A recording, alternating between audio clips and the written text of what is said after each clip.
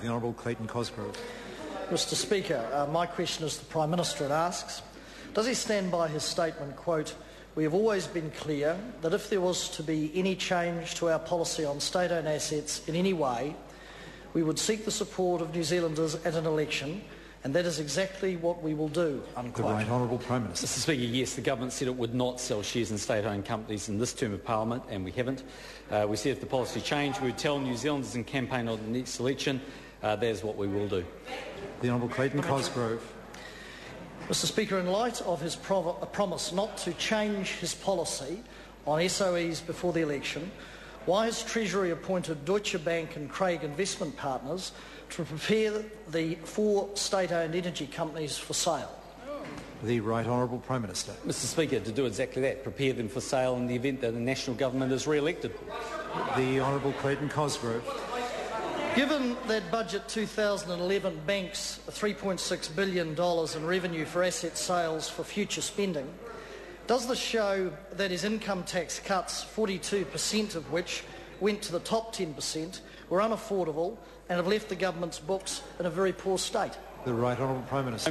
No, Mr Speaker, what it shows is that the Cabinet made the decision to have a net zero capital allowance over the next 5 years, and the way that we intend to do that is to extend the mixed ownership model as the previous government did with Air New Zealand. The Honourable Clayton Cosgrove.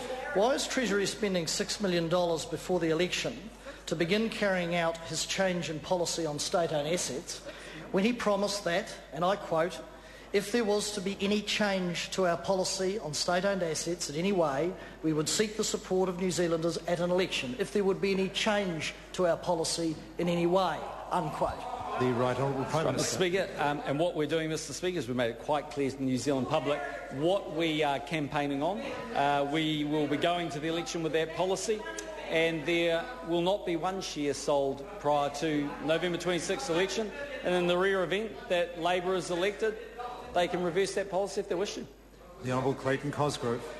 Can the Prime Minister then confirm that New Zealanders can only stop the sale of state-owned assets by voting out his government on November the 26th? The Right Honourable Prime Minister. Well, what I can say is that this government is absolutely committed to the mixed ownership model. We believe it is right on a number of fronts, and we look forward to having that debate with the New Zealand public on the campaign trail. Question number 6, John Boscowan. Thank you.